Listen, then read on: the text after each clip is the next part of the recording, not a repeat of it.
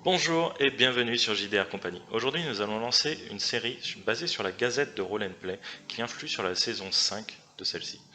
Nous allons vous mettre un petit lien dans la description et nous te remercions, Julien Dutel, toi qui nous permet d'enregistrer et de diffuser ces vidéos. Vraiment un grand merci. Malheureusement, pour pouvoir influer sur leur partie et en nos rapports internes, nous allons devoir commencer la Gazette à partir de la Gazette numéro 3, voire en fin de saison. Pour le coup, pour que vous ne soyez pas perdus, je vais vous faire un petit résumé. Nous avons 4 aventuriers. Gil-galad, Samido, Gaara et Liane. Ces 4 aventuriers devaient rejoindre leur maître, Lexi et Andrew, qui leur ont donné rendez-vous à Vercol, dans une petite auberge.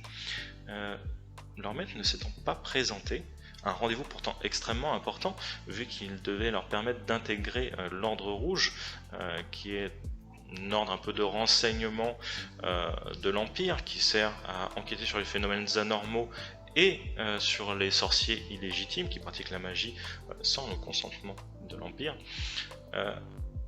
Ils ont commencé à s'inquiéter et pour le coup ils ont enquêté sur leur disparition et leur enquête les a menés jusqu'à Nord, dans une miroiterie, où effectivement ils ont trouvé des traces de passage de leur maître. Ils ont trouvé le collier de Lexi, mais ils n'ont pas trouvé que ça.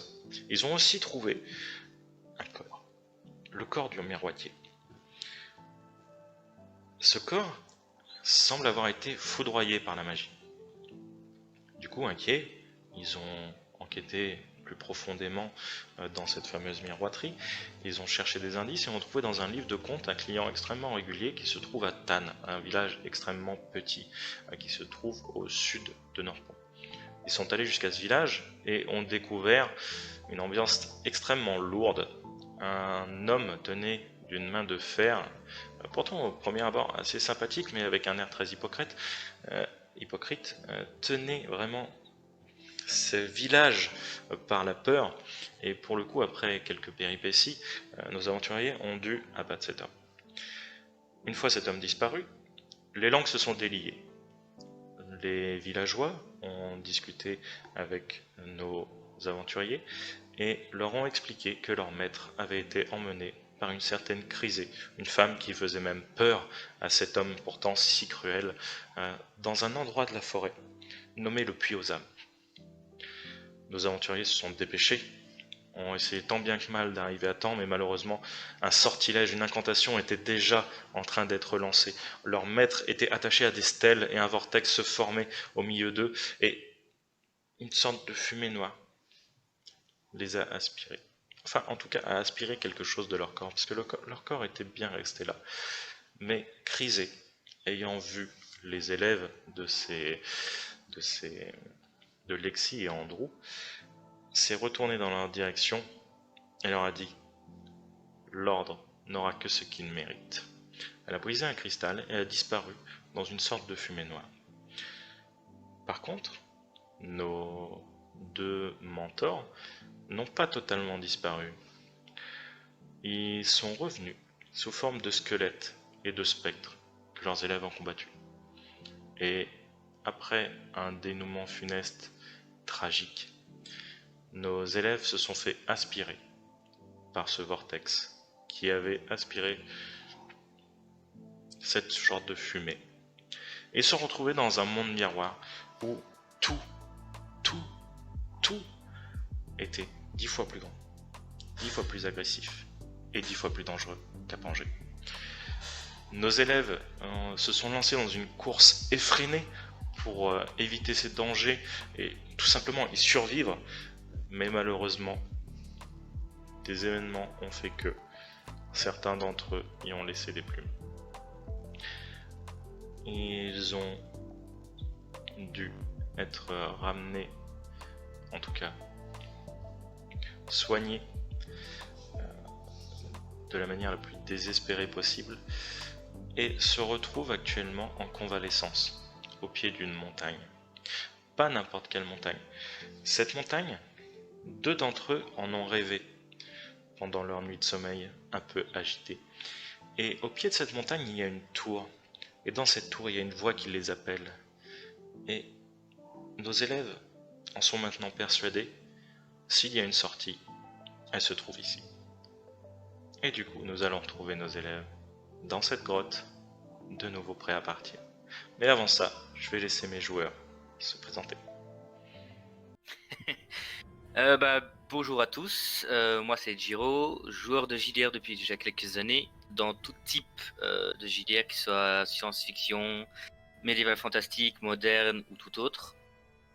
Quoi dire de plus, je suis quelqu'un qui, comment dire, se projette fortement dans son personnage et dans l'univers dont il est question.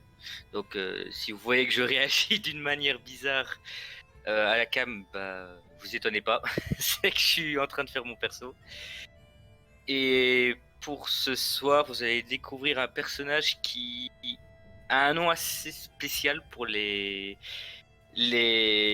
noms, enfin les personnes qui ne sont pas de sa race et qui peuvent être, trouver son nom assez étrange.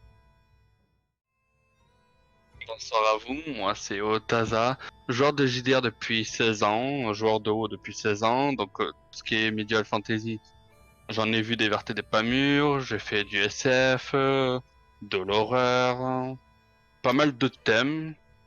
Euh, je suis un grand lecteur, un grand joueur de jeux vidéo aussi, et dans l'ensemble, j'espère que ça vous plaira. Oui, mon fameux personnage d'une grande piété. Oui, Gil-galad, un jeune Azimar qui est très doué de sa langue pour parler aux gens, comme vous le verrez, qui est très poli, hein. Ça aussi vous le verrez bien. Ses, ses compagnons ont pu admirer sa manière de parler aux gens, qui est qui est très dans l'intensité, dans l'émotion. Donc pour ma part aussi, quand vous me verrez jouer des différents persos, vous verrez que je peux mettre de l'intensité ou me restreindre dans certains moments pour évaluer les choses.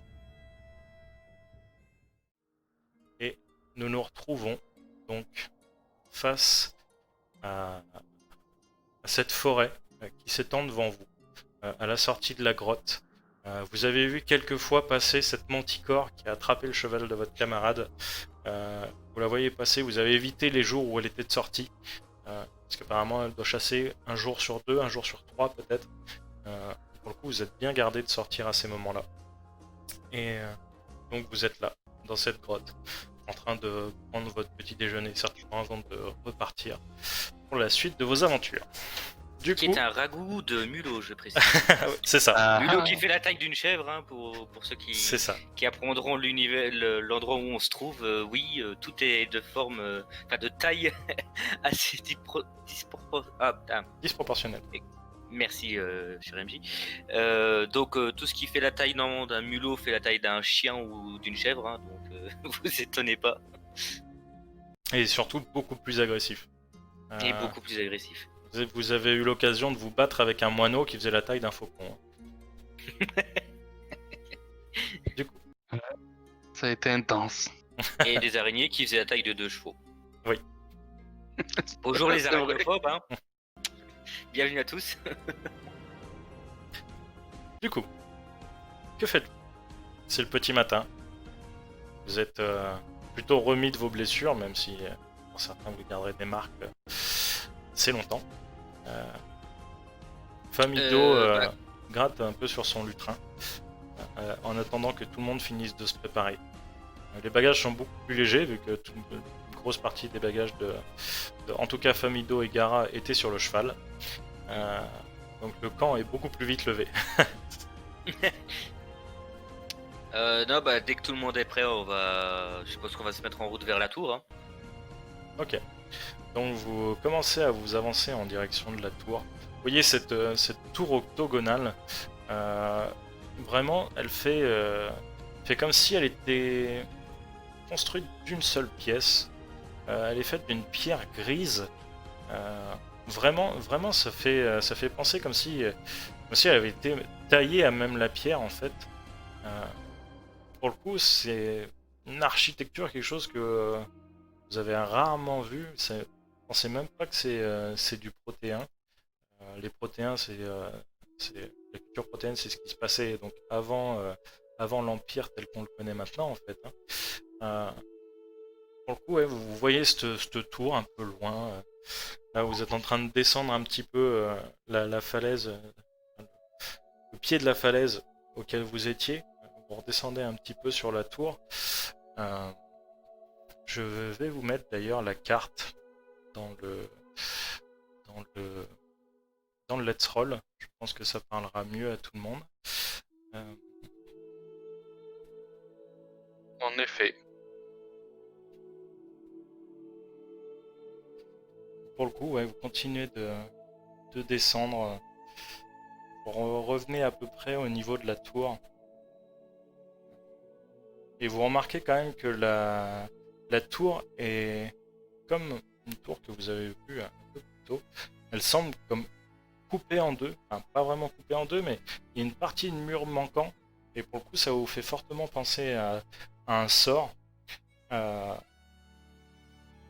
Parce que techniquement, enfin, pour que ce soit coupé aussi net, ça vous paraît très bizarre.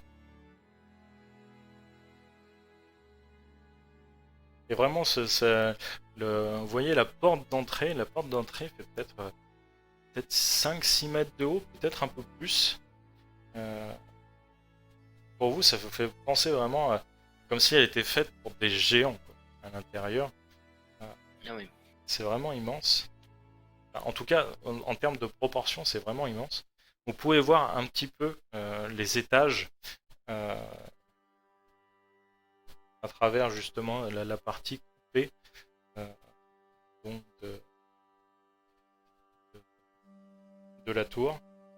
J'aimerais bien que la photo se charge, ce serait pas mal.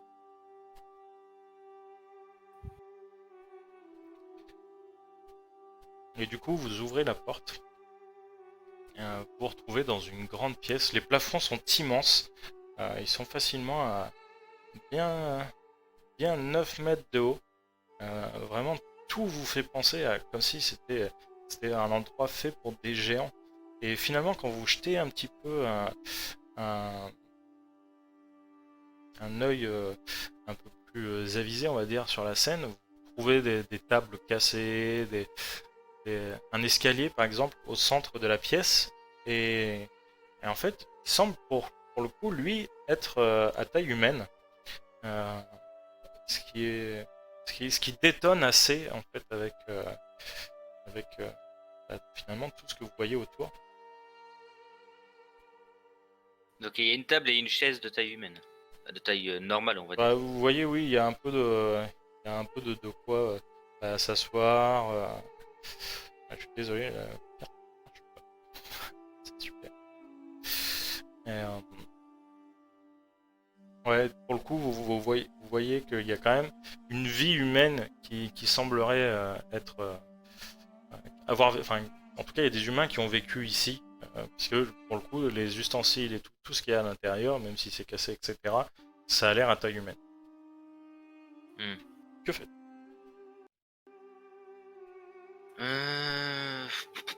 Voilà, je suppose qu'il y a un escalier ou une porte qui se trouve dans les parages qui monterait ou qui Alors, descendrait. il n'y a pas d'escalier, par contre, effectivement, tu vois une porte.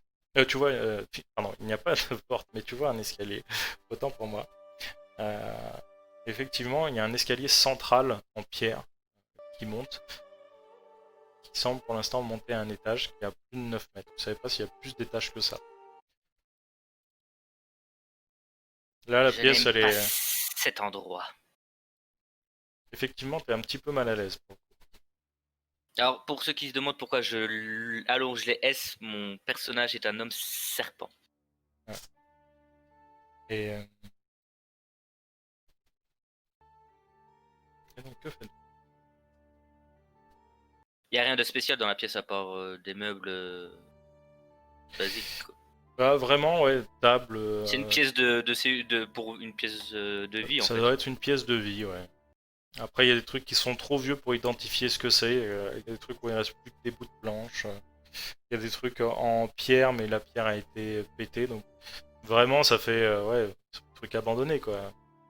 Ouais, il y a de la C'est- poussière sur les meubles et tout, ou c'est assez. Ah bah, il y a une tonne de poussière, ouais, c'est hyper poussière. Ok. C'est hyper Mais poussière. donc clairement, ça a l'air abandonné cet endroit. Hmm.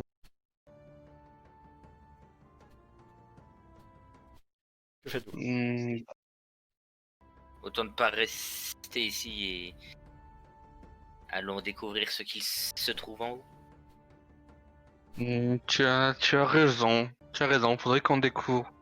Mais cet endroit, avec tous les dangers qu'on a rencontrés, je serais d'avis d'être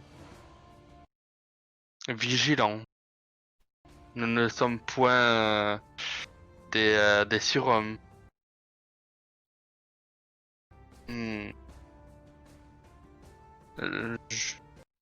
Je souhaiterais, mon cher MJ, Oui. si tu me l'autorises, je resterai concentré pour faire toute la zone et monter les escaliers avec.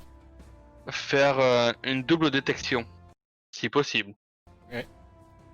Où exactement? À Donc quel niveau? la détection du mal et du bien et la détection de la magie Oui. pour faire toute la zone du bas où on est et commencer à monter les escaliers pour faire du 9 mètres en hauteur. Ok. Quand tu fais ta détection de la magie, effectivement, à 9 mètres de haut, pour le coup, c'est vraiment juste quand tu commences à monter le début de tes marches, effectivement, tu commences à détecter de la magie au premier étage. Moi, je vais dégainer ma rapière par contre en montant les étages. Ok. C'est ma rapière incrustée de mon catalyseur. Ouais. Et me tenir prêt. Ok.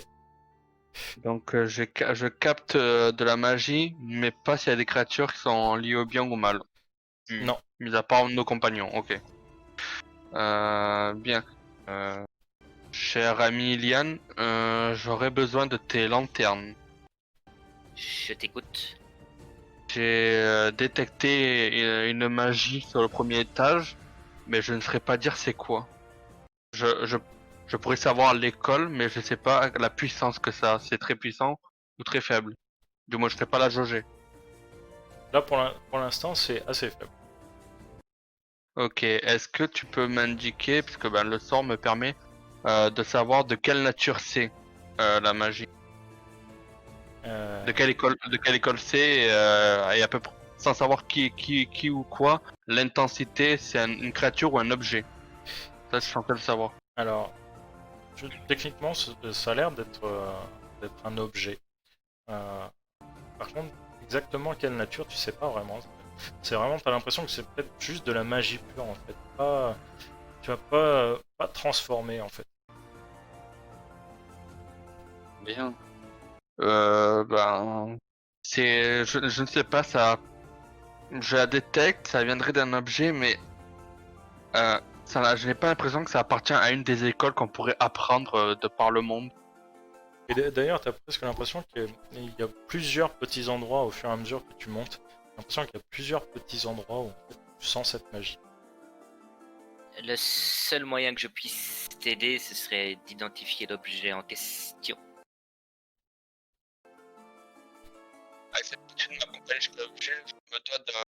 Je me dois de rester concentré pour ne pas perdre sa trace. Clairement, ça bouge pas. Plus tu montes, plus tu te rends compte que ça bouge pas. Et vos amis Famido et Gara commencent à s'engager derrière vous dans les escaliers. Et finalement, on vous pousse un petit peu parce qu'ils ont l'impression que vous marchez un petit peu lentement, que vous les gênez. Que finalement, c'est juste une tour vide. Et ils commencent à s'avancer, ils arrivent au premier étage. Et Gara se tourne vers vous. Vous voyez, il n'y a rien. Je ne serais pas si sûr. J'ai bien senti quelque chose et je commence à en ressentir d'autres de plus en plus. Faut être très vigilant avec ça. Et en fait, quand vous arrivez au seuil du premier étage, vous voyez une pièce, toujours octogonale, avec, en fait, sur chaque mur, donc vu que c'est un octogone, vous voyez des tables en pierre qui partent de chaque mur et qui se rejoignent quasiment au milieu en laissant un espace pour passer, bien sûr, peut-être de 2 mètres. Et vous voyez en fait sur cette table, il y a comme des sortes de protubérances en pierre, en métal. Vous savez pas trop exactement. Peut-être un peu des deux finalement. Mais il n'y a pas forcément d'inscription ou de choses comme ça. Mais quoi, tu voudrais dire que la pierre et le métal se seraient mélangés à un même endroit? Et ben, est-ce que c'est finalement juste des aspérités qui ont été faites dans cette pierre? Vous savez pas vraiment. Parce que c'est tout fait en fait dans la pierre grise qui fait la consistance de la tour finalement. Mais les aspérités font que peut-être qu'il y a un résidu de métal, ou vous savez pas trop. En fait, c'est tellement vieux, vous savez pas si c'est juste des résidus de quelque chose qui s'est un peu encrassé dans la pierre, ou si c'est quelque chose qui a été fait comme ça d'origine. Et toi, Guigui, quand tu te rapproches, effectivement, la légère magie que tu sens vient de ces protubérances.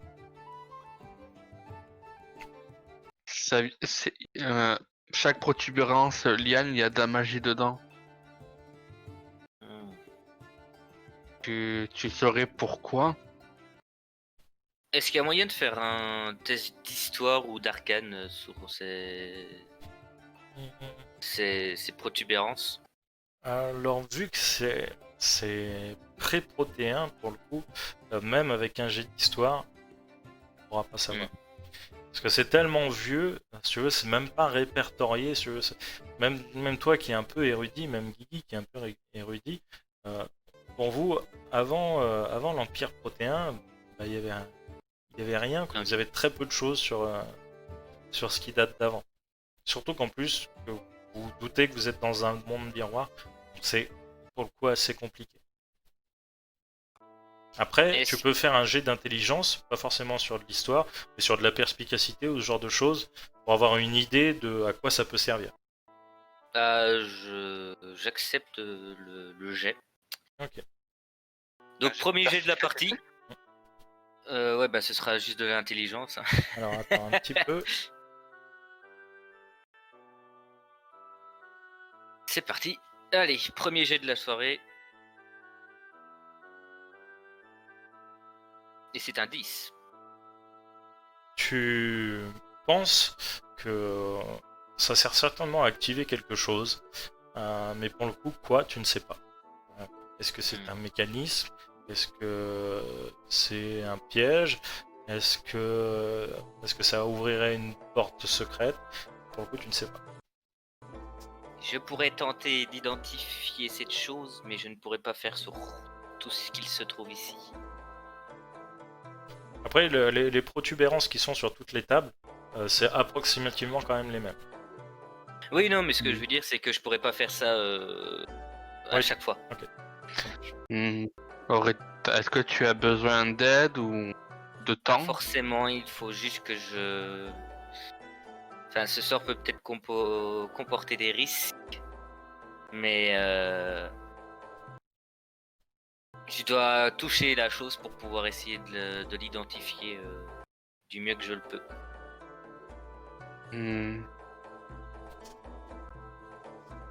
Bien.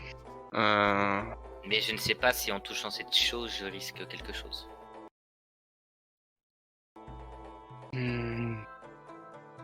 En effet.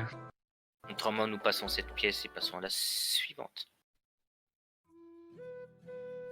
Et tu penses que si on est deux on pourrait réduire le risque pour une personne? Je n'en sais rien. Il faut toutefois que je touche la chose que je veux identifier si je veux pouvoir connaître ses spécificités. Je vais pas y arriver ce soir. Ses particularités.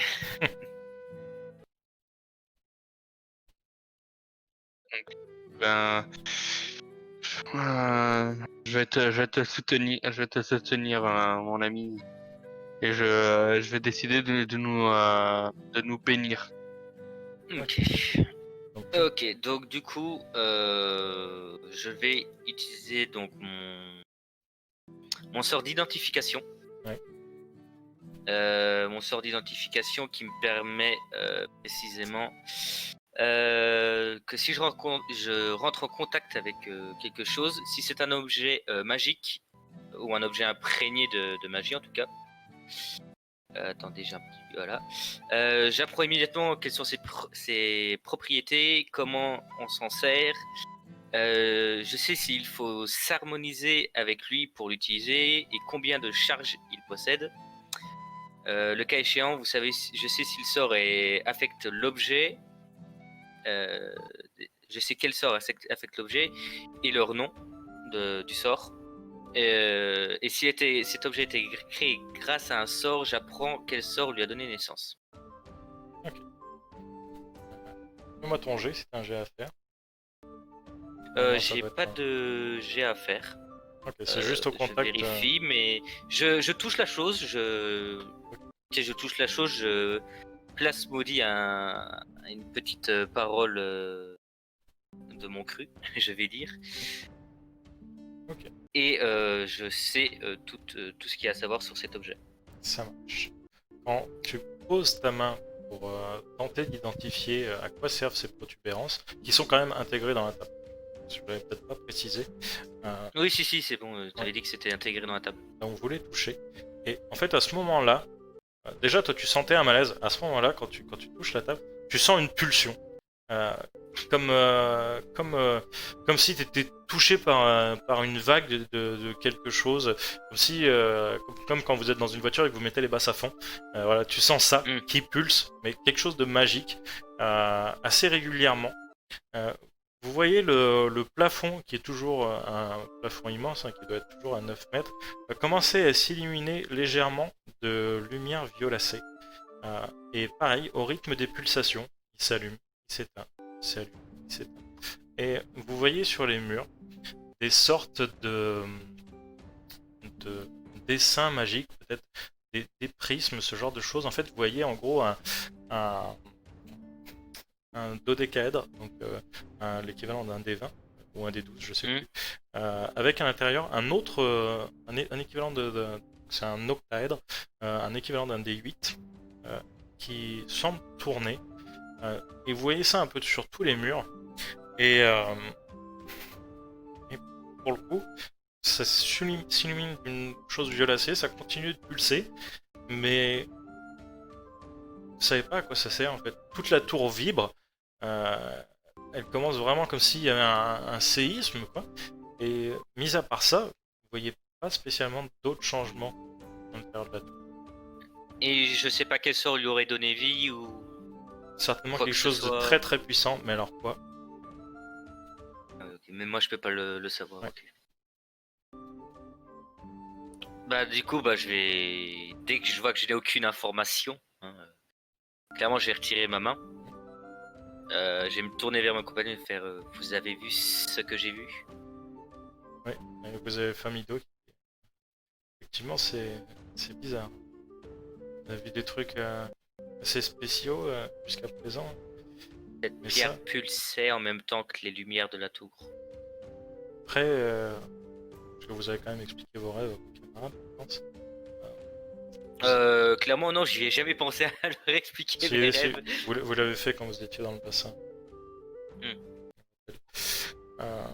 Et pour le coup, si c'est l'endroit où vous menez vos rêves, c'est peut-être le moyen de sortir finalement de cette terre un peu spéciale, un peu dangereuse pour le coup. Et il se tourne vers l'escalier en colimaçon. Il y a encore un étage, peut-être qu'on devrait monter. Peut-être que quelque chose s'est activé là-haut, je ne sais pas. Nous n'avons pas vraiment le choix de toute façon.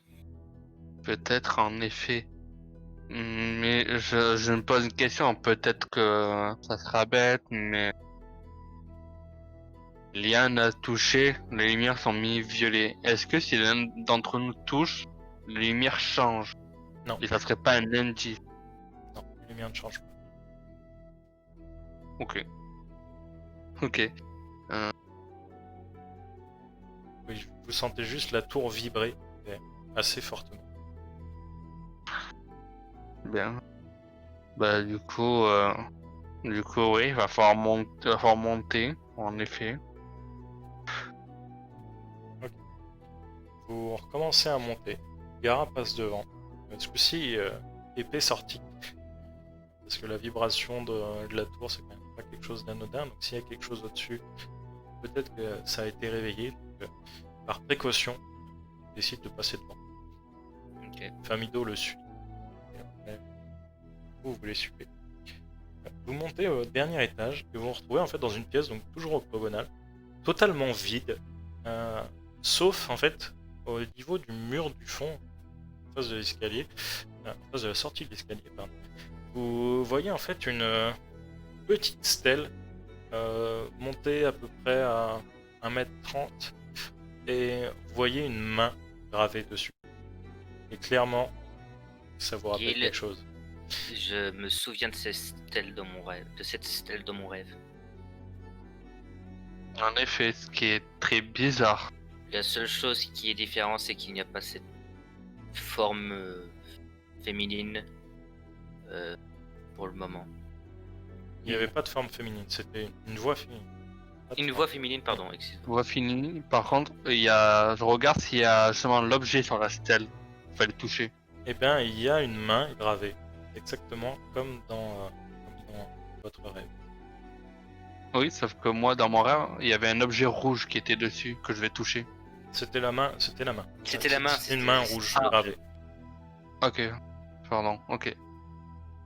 Par contre, dans mon rêve, une créature m'a presque interdit de toucher à cette stèle. Je ne pense pas qu'il fasse faire confiance à cet objet. Tu es bien chanceux, mon cher ami. Toi, tu as une créature qui t'a protégé. Moi, personne.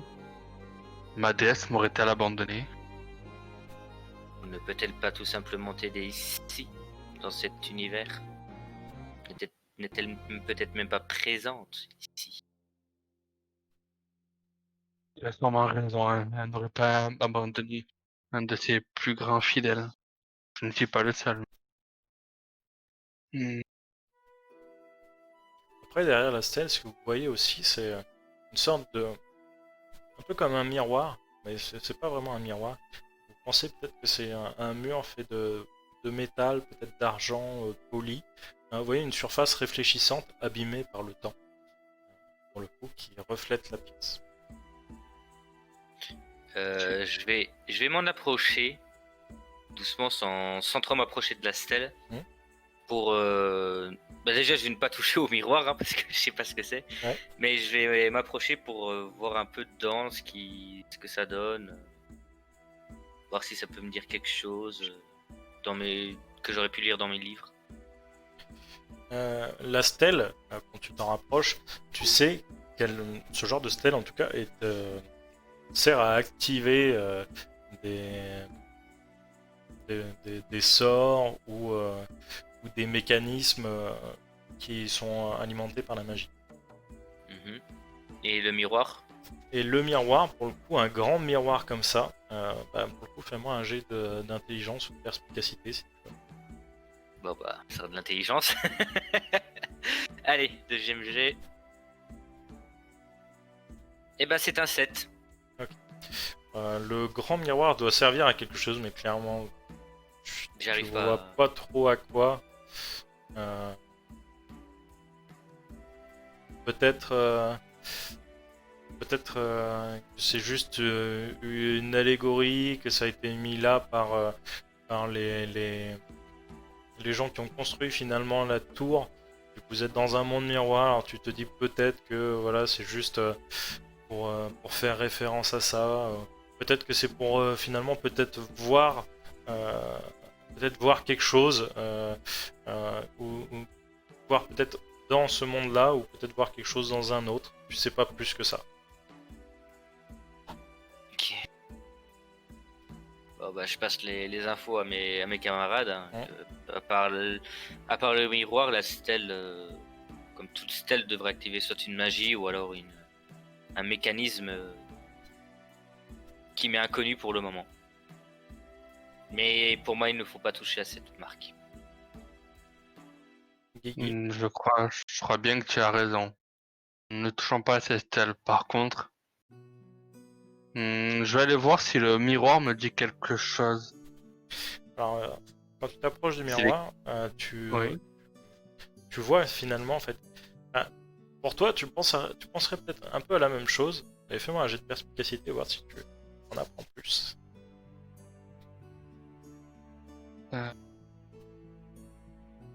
Perspicacité. Oh, c'est un critique. C'est un critique réussi. Critique réussi. Pour toi, c'est un portail. Un portail qui sert à changer de monde. HRP, je le savais. HRP, je le savais que c'était ça. Mon très cher ami Ilian, cher compatriote, je crois bien que nous sommes tombés sur un portail qui peut nous mener vers un autre monde, un autre endroit, ou je ne sais où. Pourrait-il nous ramener chez nous? Et à ce moment-là, t'as Gara qui s'approche du miroir et il met ses deux mains comme ça sur le portail et il essaye de pousser. C'est une connerie, c'est pas une porte.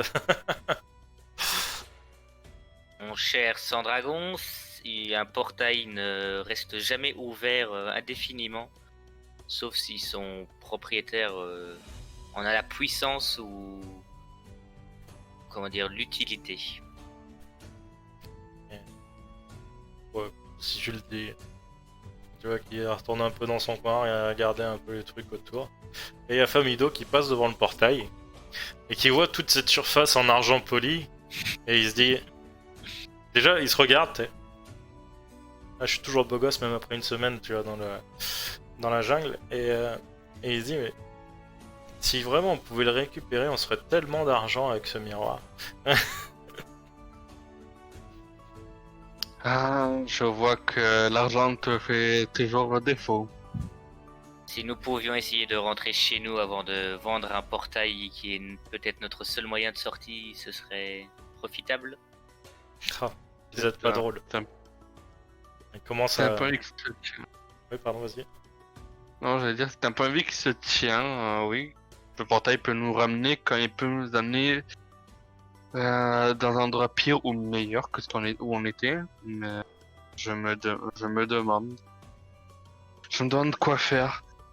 S'il le faut, Activons-le. je peux encore essayer d'identifier la stèle ou le miroir, mais je ne pourrais pas retenter. Même si de toute façon, si tu identifies que c'est un portail, quoi qu'il arrive, tu pourras pas connaître la destination. Ça. Et la stèle, je saurais pas savoir ce qu'elle peut. Ça, c'est clairement activera. un mécanisme d'activation. Vu qu'elle est devant le miroir, il y a quand même 90% de chances qu'elle active le miroir.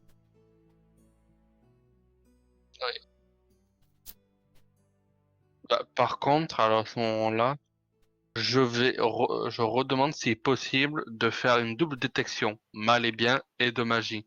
Est-ce que je ressens si c'est quelque chose de si la stèle elle-même est une créature bonne ou mauvaise, si la magie est bonne ou mauvaise, et identifier la magie et l'intensité. Alors tu sens exactement comme tout à l'heure, tu sens de la magie, et c'est pas mal ou bon, ça sent la magie pure, et ça sent la magie au niveau de la stèle. Pour l'instant, le miroir, lui, n'est pas magique, ça semble être juste un mur fait en argent.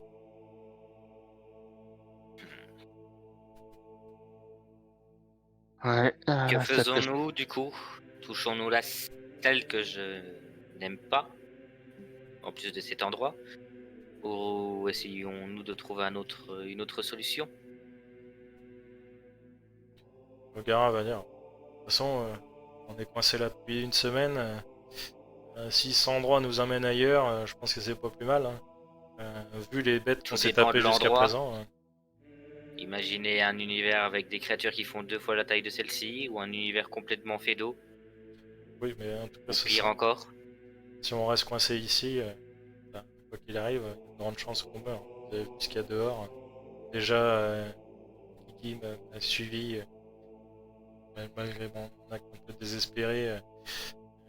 Ça a fallu lui coûter la vie et pour le coup, moi aussi. Si on fait une erreur, il y a de grandes chances qu'on y passe. Moi, je dirais tentons la chance. Famido gratte ses cordes. Et il a l'air de plus ou moins approuver, il suit. Du coup, qui touche la stèle? Je ne sais pas. Je serais d'avis que ça serait celui qui pourrait nous protéger au cas où s'il y a quelque chose qui en ressort. Ok. Et qui d'autre est la personne qui nous a protégés. Je proposerais un garage justement. En termes de statistiques, je suis pas sûr. Par contre, logiquement, c'est lui. Ouais, bah ça. Dès qu'il a touché je lui propose, t'as touché le portail. Tu peux toucher cette stèle et nous protéger de ton épée. On n'a pas du pain? Joli ref. Bon, c'est bon, je vais l'ouvrir. Bon, allez, je vais mettre ma main dedans, de toute façon, c'est Alors rien. moi je m'écarte en arrière. Ok. Toujours la rapière dégainée et prêt à intervenir à tout moment. Ok. Donc, il appose sa main sur la stèle. Elle dépasse un peu pour le coup de la profondeur du truc. Et en fait, au moment où il la touche, le miroir semble comme ondulé d'un coup. Et il se refige. Et en fait, vous voyez plus l'intérieur de votre pièce qui était reflétée. Vous voyez l'intérieur d'une pièce assez sombre. Seule chose que vous pouvez voir, c'est 2 colonnes au premier abord qui semblent monter. Après, au-delà, il fait trop noir, vous ne voyez rien. Vous dites même que c'est certainement la lumière qu'il y a dans la tour qui éclaire l'intérieur de ce qu'il y a de l'autre côté, en fait. Et à ce moment-là, vous sentez en fait toute la tour qui tremble, qui commence à s'effriter. Vous voyez les murs il y a de la poussière qui commence à couler des murs. Vous voyez des morceaux de poutre qui commencent à craquer. Vous entendez ce craquement, vous entendez cette pierre qui se fissure, qui commence à éclater sous l'effet des pulsions. Quand j'entends ça, je crois que nous devrions passer ce portail immédiatement avant que la tour ne s'effondre sur nous. En effet, mais ça veut dire qu'il faut que je vais prendre une vigoureuse avec moi, je vais rentrer dans le portail, mais avant de rentrer complètement dans le portail, je crois que l'un de nous se doit de garder le portail ouvert. Et je suis rentré avec les liens. Tu vois, Gara il ouvre les yeux, il y a Famido qui passe, il a encore la main dessus, il voit les rochers qui tombent tout autour de lui. Non. Et il commence à courir en direction du miroir. Et il saute, et en fait, au moment où il saute, vous voyez une poutre entière qui tombe juste devant vous, en fait, qui tombe sur la stèle de l'autre côté du miroir et qui commence à s'abattre sur le miroir. Et au moment où ça s'abat sur le miroir, donc vous avez passé le miroir, vous êtes dans cette pièce noire, vous voyez la poutre qui va vous tomber dessus, et à ce moment-là, vous êtes totalement dans le noir et vous entendez un bruit, un bling, un bruit de verre qui se brise, et vous sentez en fait devant vous des millions, enfin des milliers, des millions de morceaux de... Vous savez pas si c'est de l'argent ou du miroir pour le coup, parce que là vous êtes dans le noir presque complet, et vous sentez ces trucs qui explosent et qui commencent à vous tomber un peu dessus. Est-ce que certains d'entre vous ont une vision dans le noir? Oui, mais quand c'est le noir complet, c'est grisé. Ok. Ouais, c'est ça pareil. Ok. Donc de ce que vous pouvez voir, effectivement, au toucher et à la texture de ce que c'est, vous dites certainement que c'est de l'argent, comme de l'autre côté. Et que certainement, si vous les emmenez dans votre sac, ça vous rapportera quand même pas mal d'argent. Bah, techniquement, rien que pour moi et qui m'intéresse à ce genre de choses que je connais pas, je vais prendre un morceau. Ok. Un assez grand morceau, taille d'une main peut-être à peu près, et le ranger dans ma sacoche pour ne pas le perdre et pouvoir l'étudier plus tard. Ok. Qui t'en ramasse ou pas? Par contre, moi j'en ramassais plus qu'une poignée, j'en ramassais beaucoup, Ok. qui pourront m'être utiles plus tard. Donc vous récupérez à peu près pour 200 stataires d'or d'argent. Ah, moi j'ai juste récupéré un morceau, c'est pour étudier moi. Ouais, mais Je verrai Famido bien en plus tard. récupère aussi, et Hmm. Gara aussi. Du coup, vous êtes dans cette pièce, totalement dans le noir. Donc, vous voyez, il me semble, pour ceux qui voient dans le noir, jusqu'à 18 mètres, c'est ça? Et ça. Donc, Ouais, oui, c'est mon avis, c'est ça, oui. ok, donc, Je n'ai plus les stats en tête. ce que vous voyez Oui, mais ouais. à condition, par contre, moi du moins pour ma part, je vois dans le noir à 18 mètres à condition qu'il y ait une lumière faible, une petite lumière. S'il n'y a pas, je ne vois pas dans le Ah noir. bah, pour toi. Faut vraiment, Ah bah, toi, c'est Euh, ça, faut vraiment qu'il y ait une lumière légère. Et si elle est légère, on voit gris. Pour ce Moi, qui c'est est de mon cas, je vais te répondre tout de suite. à moins que Faudrait tu me que dises c'est- que l'argent fait un peu, reflète un peu la lumière. non, Disons. non, S'il n'y a pas de lumière, on voit pas. là, c'est le noir complet, là. non, non, non. Donc, dans un rayon de 18 mètres, vous pouvez voir dans une zone de lumière faible, comme s'il s'agissait d'une lumière vive. Et par contre, vous ne distinguez pas les couleurs dans l'obscurité, seulement des nuances de gris. Donc, oui, à 18 mètres, mais seulement des nuances de gris, Ok, donc toi, pour ma part. tu vois. Oui, moi je vois. Ok. Donc toi, Guigui, tu ramasses un peu au petit bonheur la chance tous les morceaux d'argent Il a 10 000 coupures sur les mains après avoir tout ramassé. C'est ça. Et tu mets dans ton sac. Famido fait pareil. Gara aussi, avec ce qu'il peut, parce qu'il a le sac. Euh, donc il ramasse ce qu'il peut. Et donc pour le coup, toi, Liane, tu vois à peu près, donc, sur la largeur de la pièce, tu vois que la pièce fait à peu près 12 mètres de large. Tu vois des piliers qui soutiennent un plafond qui doit être peut-être autour de 9 mètres, quelque chose comme ça. Mm. Et tu vois jusqu'à un certain point, tu vois les colonnes qui s'enchaînent, mais tu vois pas spécialement plus loin. Après, il fait trop noir pour le coup. Tu ne vois pas au-delà. Mes amis, nous sommes dans une salle a priori avec des colonnes, mais c'est tout ce que je vois pour le moment. Et, Je vous propose donc d'avancer. et maintenant que le bruit s'est un petit peu calmé, euh, pour refocaliser un peu sur la situation pour le coup, et vous commencez à réentendre cette voix. Viens. Encore cette voix. Il n'y a que vous deux qui l'entendez. Famido et Vous Gara n'ont l'entendez pas l'air aussi. de l'avoir noté jusqu'à présent. Famido se tourne vers toi. T'entends toi. Cette voix que j'entends dans mes rêves depuis quelques jours. Oui. Cette femme qui me demande de la libérer. La rejoindre surtout. Non. J'entends. La seule chose que j'entends, c'est le bruit du sac d'argent de Guigui, qui à chaque mouvement fait un blic. Sinon, non, vous avez Je n'aime pas cette situation. Et Agara qui du coup, est derrière, elle regarde le mur sur lequel il n'y a plus de place miroitante. Enfin, il touche le mur, il voit la pierre en fait. Là, c'est la même pierre grise qui faisait la tour de l'autre côté. La même pierre grise, il touche. En fait, quand il touche, il fait tiens, mais c'est chaud. Et effectivement, vous n'avez pas fait attention jusqu'à présent, mais la pièce est pas froide. Pour le coup, elle est assez tempérée. Et si vous touchez les murs, touchez les colonnes, etc., la pierre dégage une légère chaleur. Moi, je vais crier dans la salle vide. Ouais. Qui êtes-vous? Que nous voulez-vous? Viens, Qu'est-ce qui... tu sauras.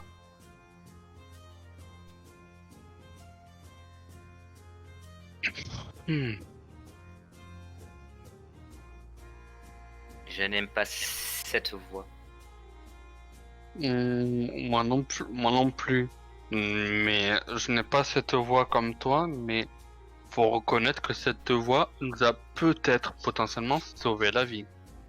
On est rentré dans un endroit où des créatures sont plus grosses que nous, et le seul moyen de ressortir vivant, ça a été ce portail.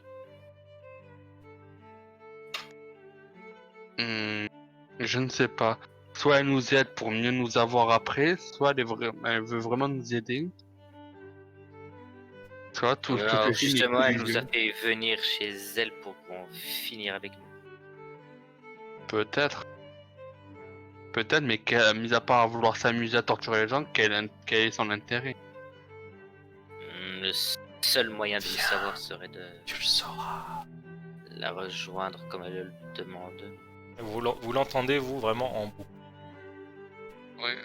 C'est pour ça, oui, c'est bien beau de nous le dire comme ça, mais la manière dont vous le dites, ça n'inspire pas confiance, mademoiselle. Je ne suis pas comme les gueux qui sont à l'extérieur. Je ne suis pas un MJ sadique.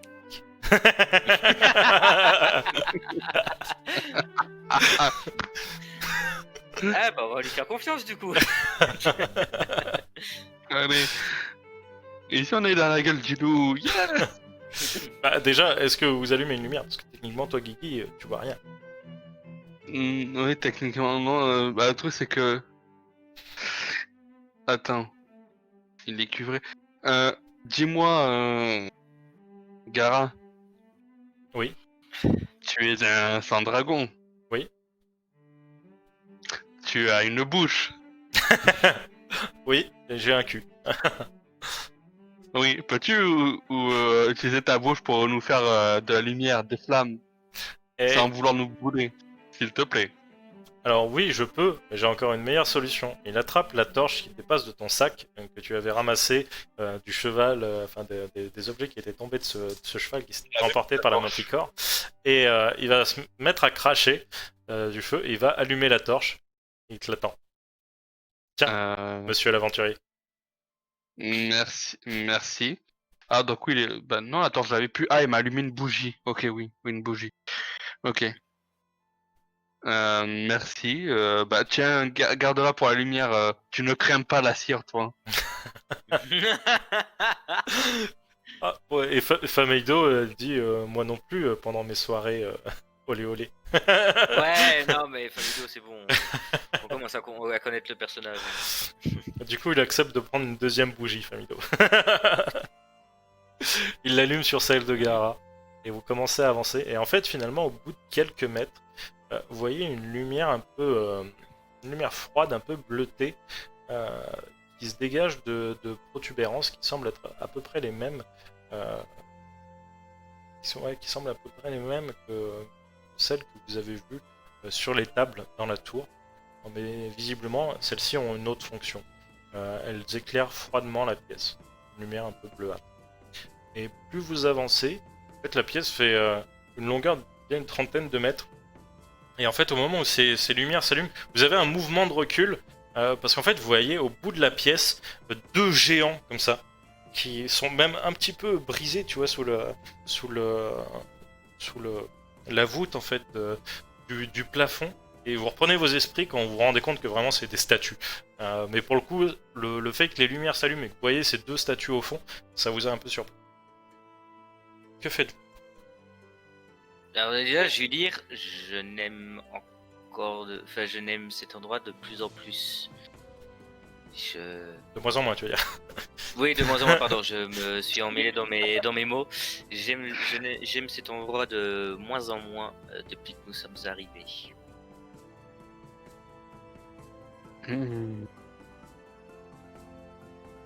Ouais, bah, au moins ici, dit Gara, au moins ici, on est à l'abri et on n'est pas en extérieur, on a chaud et surtout il n'y a pas une poutre qui me tombe sur la gueule. Tout est relatif, mon cher sans dragon. Tout est relatif. Oui. Ce n'est que des détails. La poutre ne t'a pas tué, à ce que je sache. Elle t'a aidé peut-être C'était pas loin. à aller plus vite. C'était pas loin. Oh, un brave sans dragon comme toi n'est pas à ça près. Ouais, enfin une poutre de 4 tonnes. Non, une poutre, une chute. Tu es habitué. Ouais. Oui. Et tu vois, quand tu lui rappelles ça, il perd tout de suite son sourire. Il repense au fait que ça s'est mal terminé cette escalade, et pour lui et pour Guigui. Vous voyez clairement sur son visage qu'il s'endort. D'ailleurs, il s'excuse. J'aurais dû m'en douter que tu étais comme ça. C'est nul besoin de s'attarder sur ton Nul besoin de s'attarder. Ah, il se racle la gorge. Famido lui tape sur l'épaule. D'ailleurs, Famido semble quand même entre. Certes, il rigole, mais vous avez presque l'impression que c'est un faux sourire. Entre le fait d'avoir perdu son maître et d'avoir failli perdre son ami, et puis un compagnon de voyage, quand vous le regardez pas, si vous faites attention de temps en temps, vous pouvez voir qu'effectivement il perd bien son sourire. Ce voyage l'a marqué plus que ce qu'il laisse pas. Du coup, que faites-vous? Bah, le seul truc c'est d'avancer. Même si j'aime vraiment pas ces deux colosses de roche, même s'ils ont l'air brisés, qui ne m'inspirent pas confiance parce que l'animation d'objets est très facile à faire. S'ils ne sont pas même vivants eux-mêmes. Oui, tu as sûrement raison. Ça. Je vais, bon... Ouais, ah, ça va. Je vais encore utiliser ma détection. Ah, tout ça, je le disais à HRP, hein, donc clairement c'était ok. dans ma tête, hein, c'était dans ma tête. Oui. Ah, ok, bah... En tout cas, j'utilise détection. Non, un truc qui a merdé. Ah, ben Si oui, tu essaies on a de eu mettre une un... image, oui. Oui, j'ai voulu Oui, mettre une image. C'est carré blanc. Alors, supprime ça, Oh. supprime ça. Ah, ça flash. Hein. Ah bah quand t'as eu un environnement grisâtre tout le long et que maintenant t'as un gros éclat blanc devant les yeux, oui, clairement ça flash. Je vais l'adapter à la scène. Voilà. Donc, ça c'est l'intérieur de l'endroit dans lequel vous êtes. Imaginez qu'il y a un brouillard de guerre, mais sur le couloir. Comment c'est pas marrant. Voilà, c'est ça. Faire un petit zoom. Voilà. Donc, vous voyez les deux colosses qui sont au bout du couloir, là, en bas. Ce que vous voyez sur les côtés, c'est des colonnes qui soutiennent le plafond. Ok. Voilà. Donc, que faites-vous? La porte, elle est de la taille des colosses ou pas? La porte fait à peu près 5 mètres de haut. Elle est plus basse que les colosses. Bah, du coup, on va passer. Hein. Donc, vous arrivez au niveau des colosses. C'est vraiment des colosses humanoïdes. Ils ont vraiment l'air de soutenir le plafond, un peu à la manière de l'Atlas. Vous poussez les portes. La porte s'ouvre, pas besoin de pain. Et en fait, vous êtes surpris de l'autre côté, vous voyez la même chose que ce que vous venez de voir. Donc, de nouveau une porte avec deux colosses, mais ce coup-ci, en fait, vous avez plus que les squelettes du colosse. Et vous voyez une sorte de couloir qui s'étend sur la gauche et sur la droite. Bah, clairement, on va continuer tout droit. Hein. Okay. Il y a le Ouais, couloir, mais il y a aussi bah, des portes au bout du couloir. Oui, on les voit, on les voit. Ah oui, de chaque côté. Ouais. Ce serait Donc vous dangereux. pouvez passer tout droit, ça me dérange Clairement, ce serait dangereux de s'aventurer d'un truc qu'on ne connaît pas.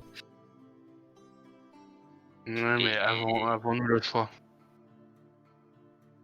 Nous ne connaissons pas le reste de cet endroit. Techniquement, je proposerais d'aller tout droit. Cette bâtisse est faite comme tout autre de notre monde. Aller tout droit mène à la sortie.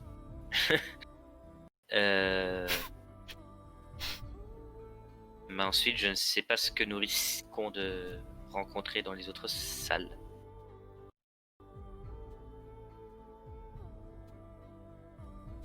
Je ne saurais pas te dire, très cher ami. Je ne saurais pas. Mais c'est soit on reste bloqué ici, soit on y va, mais au risque de tomber sur quelque chose de plus dangereux ou d'amical. Mais on verra bien ce que le destin nous réserve. Hein. Du coup, que choisissons-nous de faire?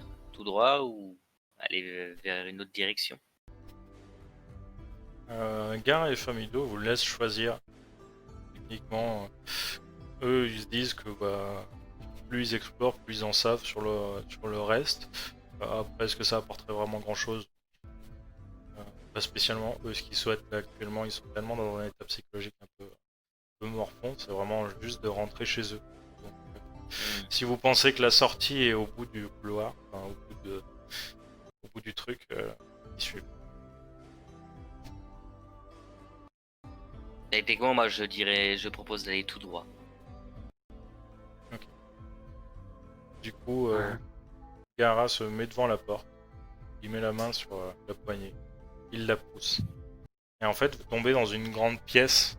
Là, la pièce, en fait, sur le dessin, elle est tellement grande que vous elle n'est pas dessinée à l'échelle. Donc, en fait, ce que vous voyez, c'est une immense pièce qui fait peut-être 100 mètres de large sur 300 mètres de long. Et en fait, Ah ouais. tout ce que vous pouvez voir, tout autour de vous, c'est des sarcophages. Vous voyez vraiment l'embase d'un sarcophage avec dessus le plateau, ce qui recouvre le sarcophage. En fait, tout est fait toujours dans cette même pierre grise. Vraiment, toutes les embases sont vraiment moulées en fait dans le mur, un peu comme j'ai oublié de vous le décrire, mais il y avait quelques tables à la salle d'avant. Pareil, elles sont moulées dans cette pierre, comme l'était la tour, comme l'étaient les tables en pierre sur Ok. lesquelles il y avait les mécanismes, etc. Et vraiment, tout semble fait d'un bloc, à part le couvercle des sarcophages. Vous pouvez voir derrière qu'il y a certains couvercles qui sont cassés ou déplacés. Et vous voyez à l'intérieur, en fait, vraiment, ça fait un creux, ça fait une embase, comme si c'était une embase prévue pour un humanoïde. Voilà, c'est vraiment creusé. C'est pas, ça fait pas à l'intérieur, c'est pas carré, c'est pas vide. Il y a juste, ça fait juste l'emplacement d'un corps qui moule vraiment pile poil l'aspect d'un corps humanoïde allongé. Ok, on va continuer notre route. Vous traversez tout ça et maintenant que vous avez ouvert la porte et que vous êtes là-dedans, vous entendez la voix beaucoup plus forte. Libérez-moi, libérez-moi, venez, rejoignez-moi, je ne suis pas très loin. Et vous l'entendez. On a des coupures dans ta phrase en fait. On a des coupures de ta pardon. phrase. Du coup, la voix vous dit rejoignez. Je ne suis plus. Venez, libérez-vous. Je vous ferai sortir. Qui es-tu? Tu le sauras. Et effectivement, vous voyez Famido et Gara qui regardent un peu autour d'eux. Et comme s'ils commençaient à entendre la voix. Mais ils n'arrivent pas à distinguer encore ce que ça dit ou voilà, mais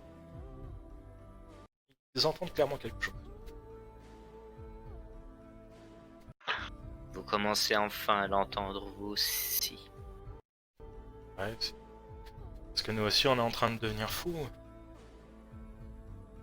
Si vous êtes faux, nous le sommes tous. Continuons, de toute façon, on n'a pas le choix. Let's En go. Hein. effet. Ouais. Par contre, détection de la magie.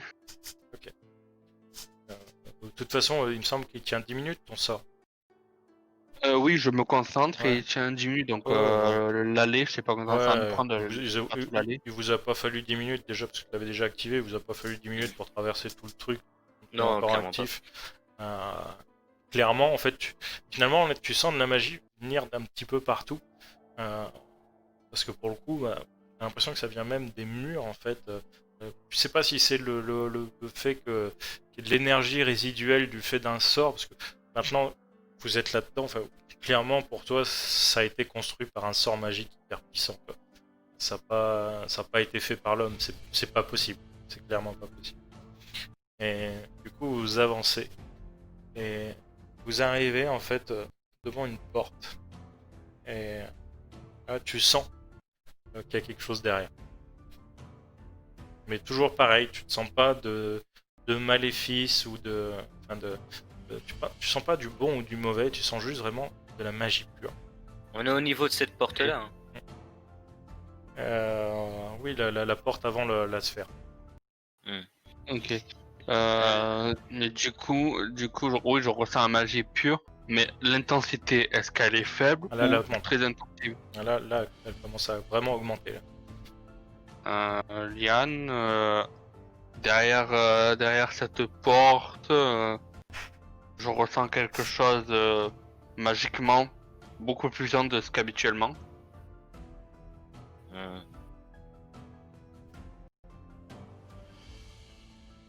Non, pas d'autre choix de toute façon qu'avancer pour le moment. Vous avancez jusqu'à la porte. Et en fait, contrairement aux portes d'avant, qui semblaient super légères malgré la taille, celle-là, quand Gara tente de l'ouvrir, pas moyen, tu vois, ça bloque. Tu vois Il a tenté de pousser, de tirer. Il y a techniquement pas d'anneau tiré. Donc, vous vous dites que tu dois certainement juste pousser. Et il pousse. Des fois, vous avez presque l'impression qu'elle commence à bouger. Mais en fait, vous voyez sur les côtés, vous voyez de la pierre qui s'effrite ou les gonds qui commencent un peu à se défaire. Et finalement, c'est plus ça qui fait que la porte bouge que vraiment la porte en elle-même soit facile à ouvrir. Ce qui faciliterait que la porte s'ouvre, c'est vraiment le fait qu'elle soit détériorée. À l'inverse des autres, qui étaient des portes super faciles à ouvrir, et normalement, plus ça se détériore, plus ton champ il s'abaisse, plus tu frottes sur le sol. Là, vraiment, c'est le fait qu'elle soit détériorée qu'elle commence à bouger. En fait. Elle fait vraiment très très massif pour le coup. Il n'y a pas de mécanisme près de la porte ou de truc à poser sa main ou de trucs d'un genre? Non. Là, ça semble vraiment être la porte classique. Juste une porte super lourde en fait. Au pire, on va l'aider. Enfin, moi, je vais essayer de l'aider à pousser le battant qu'il essaye d'ouvrir en tout cas. Ok. Oui, mais par contre, moi je vais utiliser, tu es d'accord, thaumaturgie. Vous pouvez provoquer la fermeture ou ouverture violente et immédiate d'une porte ou d'une fenêtre non verrouillée. Donc déjà, ça m'indiquera si elle était verrouillée. Techniquement, elle est tellement lourde, tellement dure à ouvrir que c'était comme si elle était verrouillée. Après, tu peux le faire. Hein. Tu tentes ta thaumaturgie, tu tentes de la faire ouvrir. Tu vois que la porte bouge. Hein. Elle va pour s'ouvrir, mais ça manque de force en fait. Donc même si c'est plus violent que ce que je peux faire, ça s'ouvre pas. Ok. Ah oui, donc faudrait quelque chose de plus puissant en force que ça. Ok.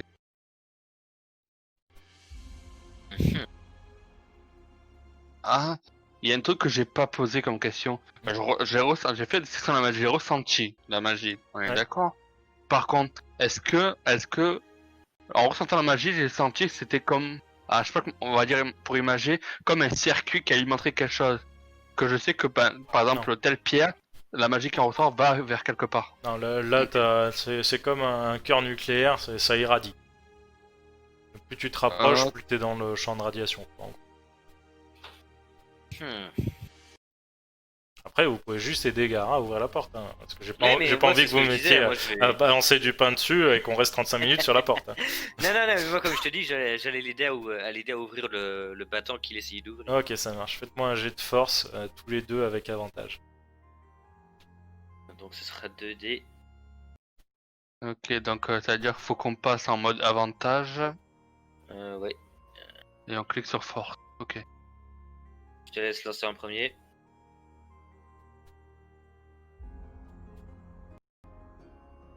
Euh, 15, 16 et moi avec mon moins 1. Oh 8.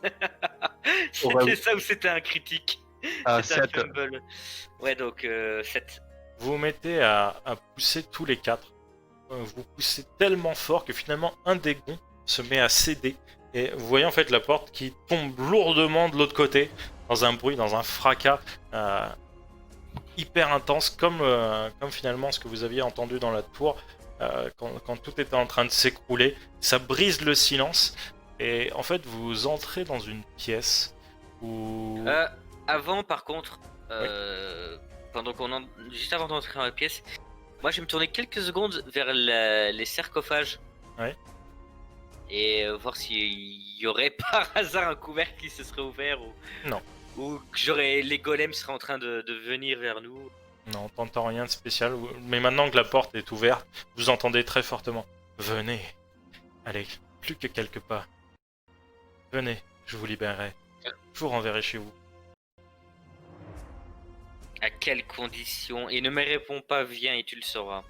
Je veux ma réponse tout de suite, ainsi que qui es-tu? Alors déjà, quand la porte tombe, vous voyez à l'intérieur ce qui vous semblerait être une des dernières pièces de l'endroit. Peut-être que derrière, il y a peut-être une autre porte, mais en tout cas, vous la voyez pas. Ce que vous voyez, c'est une grande pièce en forme de dodécaèdre, totalement lisse, hein, il n'y a pas d'inscription ou quoi que ce soit comme il y avait dans la tour, hein, c'est vraiment juste une pièce en forme de dodécaèdre. Vous rentrez à l'intérieur, vous voyez que la face servant de sol en fait sur le dodécaèdre, celle qui rencontre enfin, le bas, quoi, oui, le sol, fait à peu près une vingtaine de mètres de long. Et au centre de la pièce, vous voyez donc ce fameux octaèdre que vous aviez vu dans la tour, euh, qui tourne, enfin qui tournait dans la tour avec un mouvement. Euh, Là pour le coup, vous voyez que l'octaèdre, c'est un octaèdre doré.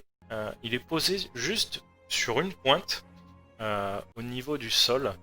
Et vous voyez qu'en fait, il y a des énormes chaînes de tous les côtés qui le maintiennent en place. Et vous voyez. C'est ce qu'on voit ici, hein, c'est ça? Oui, enfin, c'est dans le. Ou c'est dans le cercle? Enfin, dans... C'est. Attends. Voilà. Donc ça veut dire qu'on a déjà traversé le cercle et ouvert une autre porte. Ok. Ouais, pardon. Autant pour moi, je me suis trompé sur le. J'en ai oublié un bout. Ah ouais, ok, t'as passer. oublié le cercle. Ouais, j'ai oublié le cercle. Autant pour moi, j'ai sauté un paragraphe. Une pièce, ouais. Autant pour moi. Oui, donc par contre, donc du coup, la voix se fait toujours plus fort. Et la porte qui est au bout, par contre, elle est effondrée. Donc vous voyez quand même le dodécaèdre. Enfin, l'octaèdre, pardon, dans le dodécaèdre. Et en fait, la salle où vous êtes, c'est une salle totalement sphérique. Avec justement une sorte de machine qui semble léviter à peu près à 1 mètre au-dessus du sol. Elle pulse un peu comme la tour, elle pulse assez légèrement. Mais pas comme la tour quand vous avez activé le truc, hein, où ça vibrait partout et tout. Là, vous sentez juste une pulsation légère qui vous traverse. La machinerie fait pas de bruit. Elle vous semble inerte. Voilà. Et par contre, au bout, vous avez l'octaèdre. Où vous voyez à l'intérieur de la pièce, vous voyez les chaînes et tout qui maintiennent l'octaèdre en place. Et vous voyez en fait sous l'octaèdre, il y a ce qu'on appelle un métatron. Alors si j'ai un peu de chance et que mon truc marche, je vais peut-être pouvoir vous mettre à quoi ça ressemble un métatron.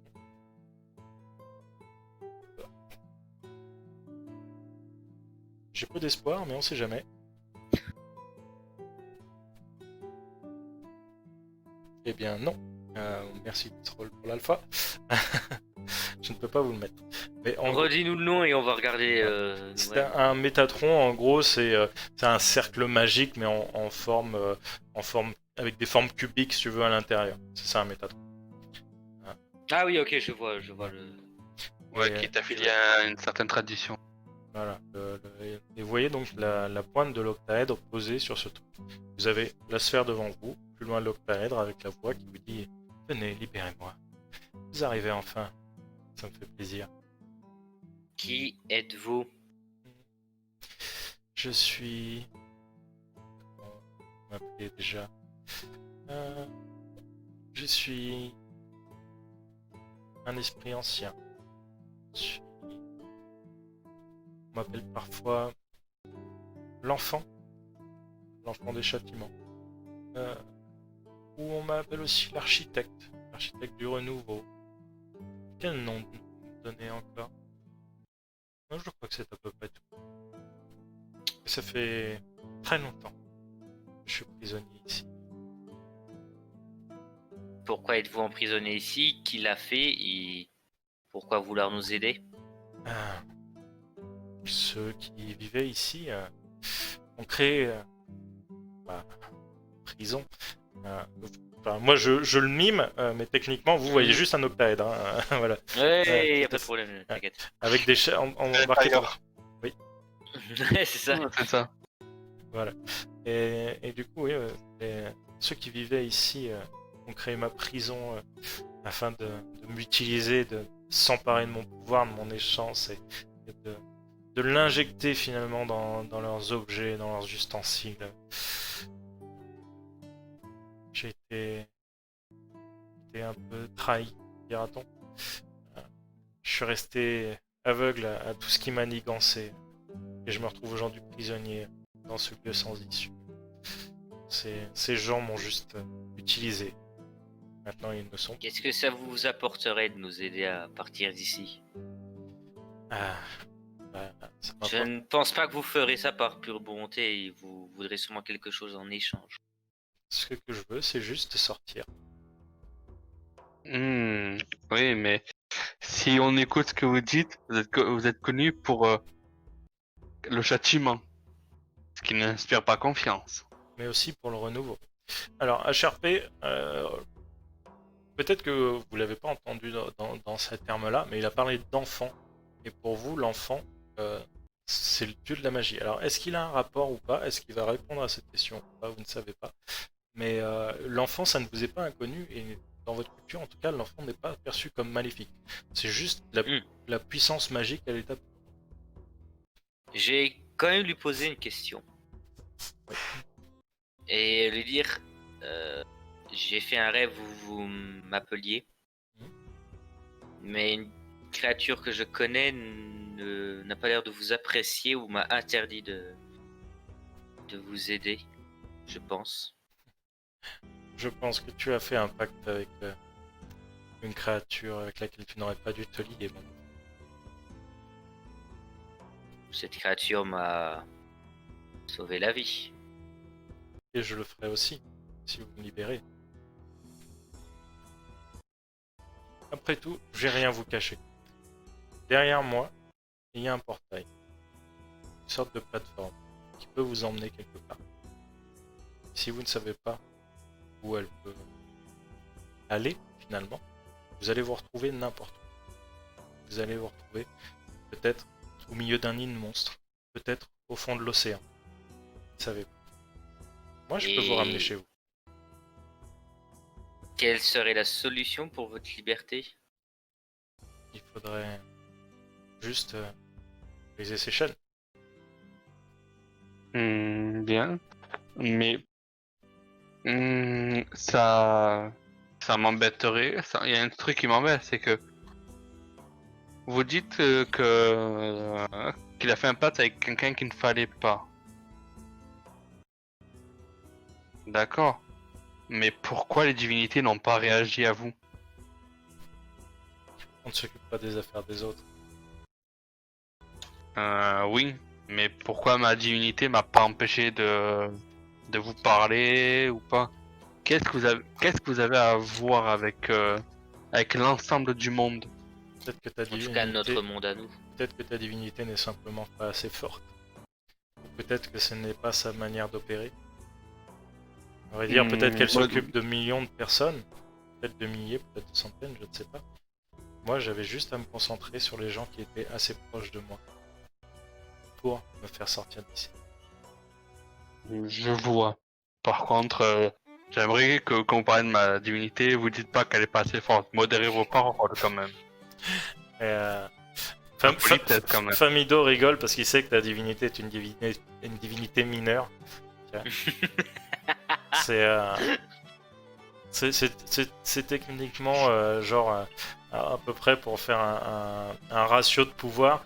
C'est la secte des légumes en France, tu vois, par rapport au catholicisme, à l'islamisme, etc. Oh, non. Il vient de se faire bâcher sa divinité, mais d'une force. Bon. Après, Et mis à Et mis à part vous aider, que vous allez nous apporter, nous rendre plus forts, plus intelligents, nous offrir quoi? La force, la connaissance, Déjà, nous exaucer un vœu. je vais vous offrir la capacité d'agir. Parce que vous êtes des pauvres mortels, vous ne savez pas ce qui est en train de se préparer, vous ne savez pas ce qui va vous tomber sur la tronche.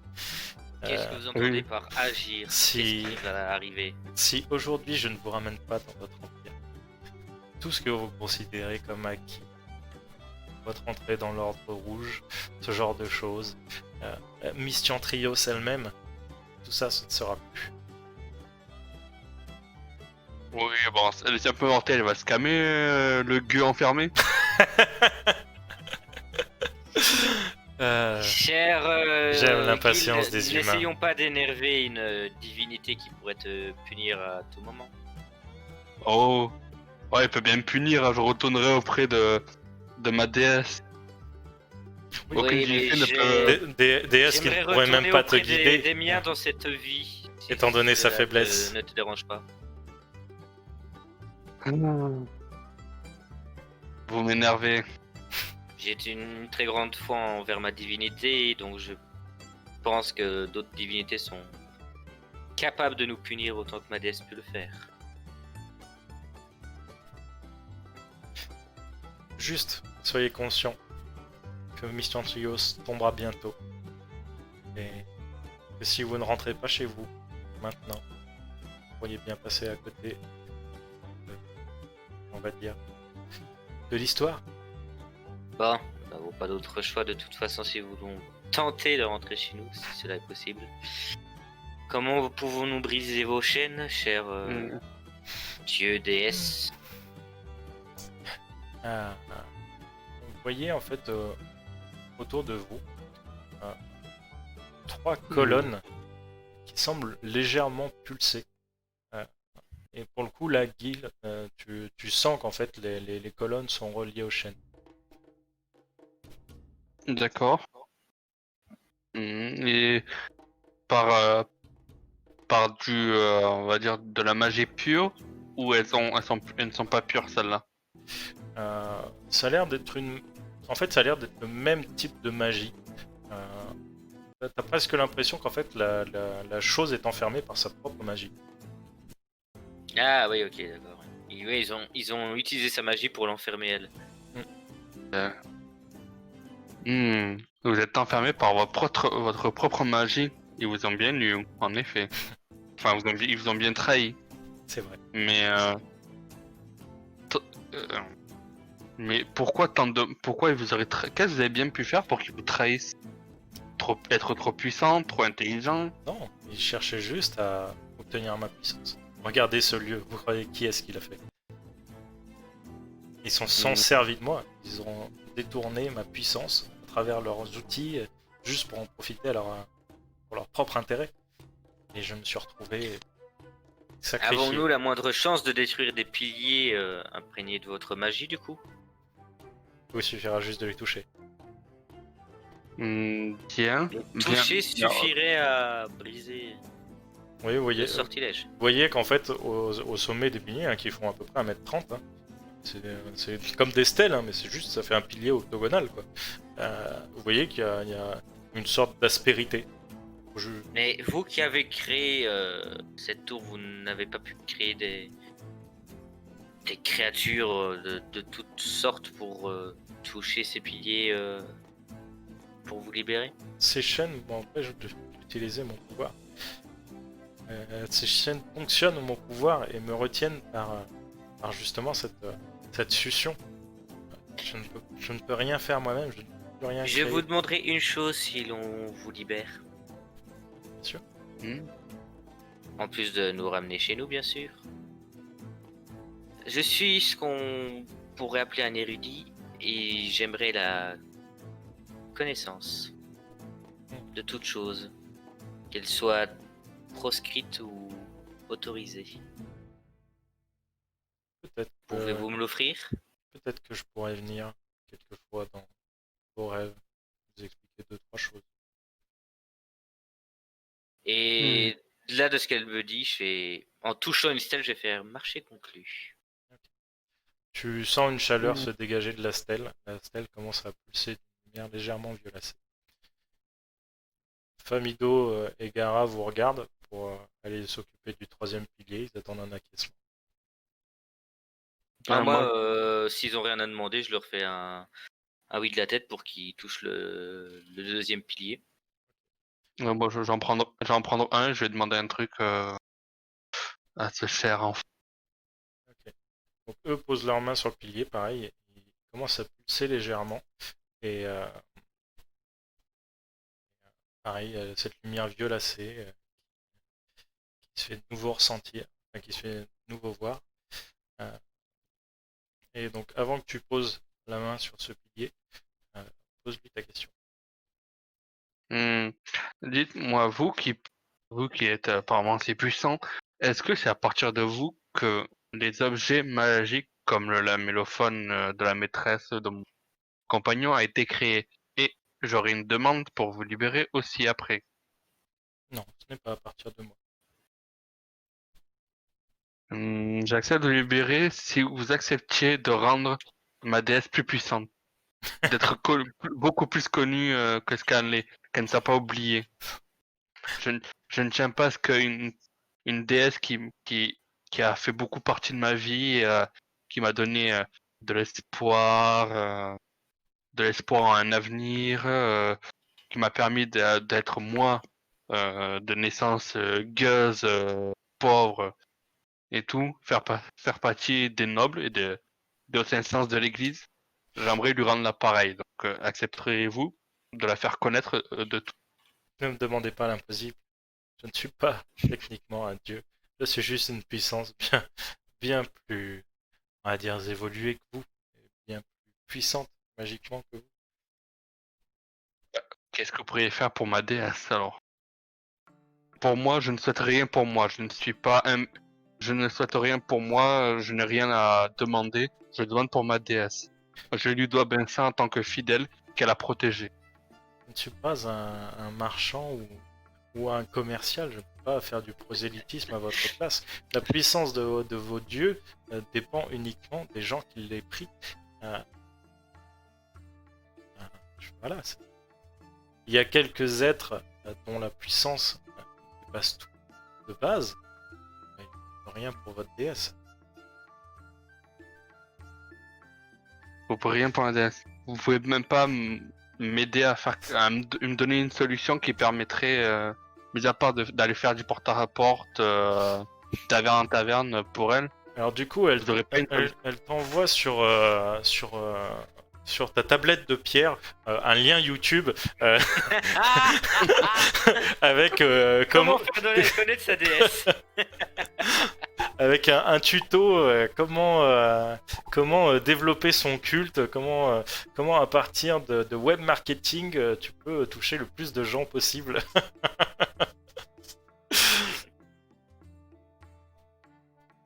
Bien, vous ne pouvez rien faire pour ma déesse. J'ai la main qui est proche de la stèle. Et ta Famido qui est exaspérée. Allez, Bon, c'est je bon. pose la main. Et... Ah, je pose la main. Okay. Mais n'oubliez pas de ma demande. Faites quelque chose, n'importe quoi qui puisse m'aider pour elle, s'il vous plaît. Tu vois que au moment où tu touches la stèle, les chaînes commencent à se briser et tombent lourdement au sol. Vous voyez qu'il y en a qui en fait glissent. Donc, il y en a qui étaient accrochés au plafond, etc. par des anneaux. Et vous voyez les chaînes qui glissent et qui tombent lourdement au sol. L'octaèdre commence à tourner sur lui-même. Toi, dans ta main, apparaît des petites cartes de visite en pierre avec marqué Aeva, déesse des soins et... Et pour le coup, l'octaèdre se met à tourner de plus en plus vite, jusqu'à qu'en fait, ses bords, à force de tourner, commencent à s'arrondir. Certainement peut-être un effet visuel ou peut-être un effet magique, vous ne savez pas, sous le fait de la vitesse. Et d'un coup, en fait, un immense flash, un flash blanc, vous aveugle complètement et vous tressaillez un peu et vous mettez un pied sur le sol en arrière et vous avez l'impression de plus être sur le même sol.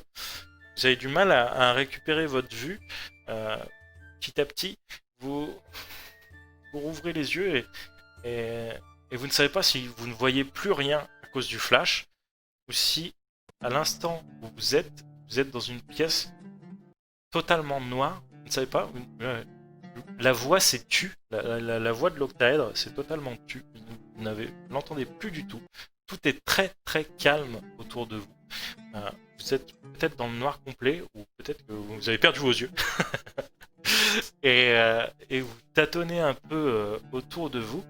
Et en fait, quand vous regardez un peu vers le bas, vous vous rendez compte que vous êtes entouré de sortes de symboles un peu mystiques. Et pour le coup, Gaara lit ces symboles et en fait, il fait c'est du Drake et faites-moi un test d'intelligence d'arcade.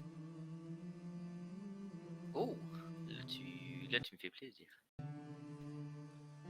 Alors, un 9. Oh là là. Alors, moi, je vais cliquer sur Arcane, si je l'ai pas, parce que ça, moi, ça me pas la maîtrise. Oula, t'as toujours un avantage par contre. Ah, merde. Ouais. Mercredi. Bon, ton premier G c'est un 12 de toute façon, donc 13. Ouais. 12 et 1, 13, ouais. Ah oui, faut que je l'enlève, oui. Remets-toi en ordinaire, ouais. J'avais changé de sélection de cam. Ok. Donc toi Tu qui veux que je rigole ? Non, c'est bon, t'as fait un 13. De toute façon, c'est pas très compliqué à se rendre compte de la chose, hein, finalement. Vous vous rendez compte que vous êtes au milieu d'un cercle de téléportation permanent.